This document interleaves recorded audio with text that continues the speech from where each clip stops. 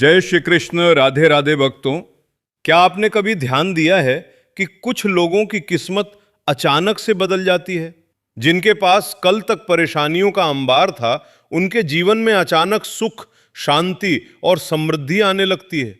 रुका हुआ धन वापस मिलने लगता है, बिगड़े हुए काम बनने लगते हैं और घर का वातावरण सकारात्मक हो जाता है। आखिर ऐसा कैसे होता है? क्या इसके पीछे केवल भाग्य होता है या फिर कोई ऐसा आध्यात्मिक रहस्य भी है जिसे बहुत कम लोग जानते हैं? 25 जून को आने वाली पवित्र निर्जला एकादशी को हिंदू धर्म में अत्यंत महत्वपूर्ण माना जाता है। मान्यता है कि इस दिन श्रद्धा और नियम के साथ किया गया जप, तप, दान और सेवा विशेष फल प्रदान करता है। लेकिन दुख की बात यह है कि अधिकांश लोग इस दिन व्रत तो रखते हैं, पूजा भी करते हैं, लेकिन एक ऐसी गलती कर बैठते हैं जिसकी वजह से उन्हें अपने प्रयासों का पूरा लाभ नहीं मिल पाता। आज मैं आपको एक ऐसे रहस्य के बारे में बताने जा रहा हूं जिसके बारे में बहुत कम लोग जानते हैं। कहा जाता है कि निर्जला एकादशी के दिन गौ माता की सेवा का विशेष महत्व होता है। लेकिन आखिर ऐसा क्यों?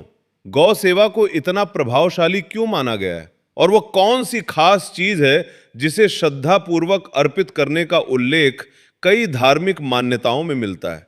निर्जला एकादशी को भीमसेनी एकादशी के नाम से भी जाना जाता है। धार्मिक ग्रंथों में इसका विशेष महत्व बताया गया है। मान्यता है कि यह एकादशी आत्म संयम, भक्ति और सेवा का संदेश देती है। इस दिन लोग भगवान विष्णु की पूजा करते हैं, व्रत रखते हैं और अपने जीवन में सकारात्मक बदलाव की कामना करते हैं। लेकिन क्या केवल व्रत रखना ही पर्याप्त है? क्या ऐसा हो सकता है कि आप पूरे नियम से पूजा करें और फिर भी कोई महत्वपूर्ण बात छूट जाए?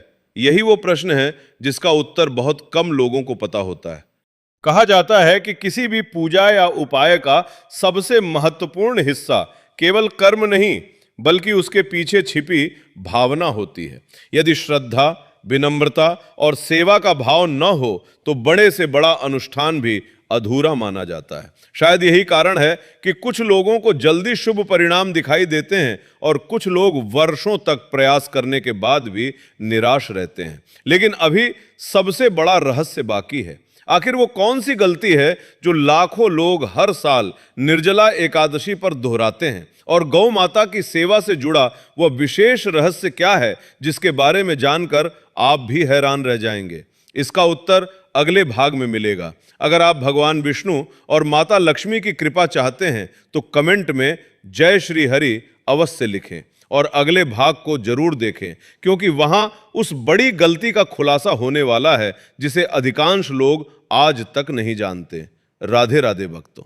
पिछले भाग में आपने जाना कि निर्जला एकादशी का महत्व कितना विशेष माना जाता है और क्यों इस दिन की गई पूजा, सेवा और भक्ति को इतना प्रभावशाली बताया गया है।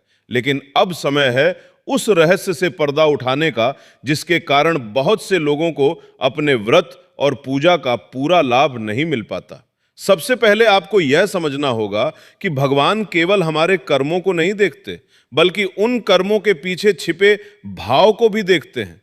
यही कारण है कि कई बार एक गरीब व्यक्ति का छोटा सा दान भी बहुत बड़ा फल दे जाता है, जबकि कोई दूसरा व्यक्ति बहुत कुछ करने के बाद भी संतुष्टि प्राप्त नहीं कर पाता। निर्जला एकादशी पर लोग अक्सर एक बड़ी गलती कर बैठते हैं। वे पूजा तो पूरी श्रद्धा से करते हैं, लेकिन सेवा के समय लापरवाही कर देते हैं। कई लोग गौ माता को बासी भोजन, बचा हुआ खाना या बिना श्रद्धा के कुछ भी खिला देते हैं। धार्मिक मान्यताओं के अनुसार सेवा हमेशा सम्मान और पवित्र भावना के साथ की जानी चाहिए। जो वस्तु हम स्वयं सम्मान पूर्वक ग्रहण नहीं कर सकते, उसे किसी जीव को देना भी उचित नहीं माना जाता। लेकिन केवल यही गलती नहीं है, एक दूसरी और उससे भी बड़ी गलती है अहंकार। जब कोई व्यक्ति दान या सेवा करने के बाद अपने मन में यह सोचने लगता है कि उसने बहुत बड़ा पुण्य कर लिया है, तब उसके भीतर का अहंकार उसके शुभ कर्म की शक्ति को कमजोर करने लगता है। इसलिए संत और महात्मा हमेशा कहते हैं कि सेवा ऐसी होनी चाहिए जिसमें दिखावा नहीं बल्कि समर्पण हो। इसी बात को समझाने के लिए महाभारत की एक प्रसिद्ध कथा सुनाई जाती है। जब महर्षि वेद व्यास ने पांडवों को एकादशी व्रत का महत्व बताया, तब युधिष्ठिर, अर्जुन, नकुल, सहदेव और माता द्रौपदी सभी व्रत रखने के लिए तैयार हो गए। लेकिन भीमसेन के सामने एक बड़ी समस्या थी। उनका शरीर अत्यंत बलशाली था और उन्हें बहुत अधिक भूख लगती थी। उन्होंने महर्षि व्यास से कहा, हे गुरुदेव, मैं सभी एकादशियों का व्रत नहीं कर सकता, मेरे लिए भूखा रहना अत्यंत कठिन है। तब महर्षि व्यास ने उन्हें निर्जला एकादशी का महत्व बताया। उन्होंने कहा कि यदि श्रद्धा और नियम के साथ इस एकादशी का पालन किया जाए तो अनेक एकादशियों के पुण्य के समान फल प्राप्त हो सकता है। कहा जाता है कि भीमसेन ने बड़ी कठिनाई के साथ ये व्रत किया, लेकिन व्रत पूर्ण होने से पहले उन्होंने एक ऐसा कार्य किया जिसका उल्लेख बहुत कम लोग करते हैं। उन्होंने भगवान के प्रति अपनी श्रद्धा और गौ सेवा को विशेष महत्व दिया। यहीं से शुरू होता है वो रहस्य जिसके बारे में अधिकांश लोग नहीं जानते। आखिर वो विशेष अर्पण क्या था? उसमें ऐसी कौन सी चीजें शामिल थीं जिन्हें शुभता, समृद्धि और सकारात्मक ऊर्जा का प्रतीक माना जाता है? और क्यों कहा जाता है कि उसे अपने हाथों से तैयार करना चाहिए? इन सभी सवालों का जवाब अगले भाग में मिलेगा, जहां मैं आपको उस विशेष प्रसाद की पूरी तैयारी बताऊंगा। अगर आप भी भगवान विष्णु की कृपा पाना चाहते हैं तो कमेंट में राधे राधे जरूर लिखें और अगले भाग को बिल्कुल मिस मत कीजिए, क्योंकि वहीं उस विशेष प्रसाद का पूरा रहस्य सामने आने वाला है। राधे राधे भक्तों। पिछले भाग में आपने जाना कि निर्जला एकादशी के दिन केवल व्रत रखना ही पर्याप्त नहीं माना जाता, बल्कि श्रद्धा, सेवा और समर्पण का भाव भी उतना ही महत्वपूर्ण होता है। आपने ये भी जाना कि महाभारत काल से जुड़ी एक मान्यता के अनुसार गौ सेवा का विशेष महत्व बताया गया है। लेकिन अब वो समय आ गया है जिसका आप सभी इंतजार कर रहे थे। आखिर वो विशेष अर्पण क्या है जिसे कई श्रद्धालु निर्जला एकादशी के दिन गौ माता को अर्पित करते हैं? कहा जाता है कि इस अर्पण की सबसे बड़ी विशेषता यह है कि इसे बाजार से खरीद कर नहीं लाया जाता, बल्कि श्रद्धा और पवित्र भावना के साथ अपने हाथों से तैयार किया जाता है। क्योंकि जब कोई व्यक्ति प्रेम और विश्वास के साथ किसी सेवा के लिए कुछ बनाता है तो उसमें उसकी भावना भी शामिल हो जाती है। इसके लिए सबसे पहले आपको एक मुट्ठी साफ गेहूं का आटा लेना है। ध्यान रहे कि आटा स्वच्छ और शुद्ध हो। धार्मिक मान्यताओं में गेहूं को समृद्धि, ऊर्जा और सकारात्मकता का प्रतीक माना गया है। इसके बाद उसमें थोड़ा सा शुद्ध देसी घी मिलाएं। घी को पवित्रता और शुभता से जोड़ा जाता है। यही कारण है कि अधिकांश धार्मिक कार्यों में घी का विशेष महत्व माना गया है। अब इसमें थोड़े से काले तिल मिलाएं। तिल का उपयोग प्राचीन समय से अनेक धार्मिक अनुष्ठानों में किया जाता रहा है। मान्यता है कि तिल श्रद्धा, शांति और आध्यात्मिक शुद्धता का प्रतीक है। फिर उसमें थोड़ा सा गुड़ मिलाएं। गुड़ जीवन में मिठास, सौहार्द और सकारात्मक ऊर्जा का प्रतीक माना जाता है। जैसे गुड़ का स्वाद मिठास भर देता है, वैसे ही यह हमें अपने व्यवहार और विचारों में मधुरता बनाए रखने की प्रेरणा देता है। अब इन सभी चीजों को अच्छी तरह मिलाकर एक छोटा सा पेड़ा तैयार करें। लेकिन भक्तों, अभी सबसे महत्वपूर्ण बात बाकी है। यही वह रहस्य है जिसके बारे में बहुत कम लोग जानते हैं।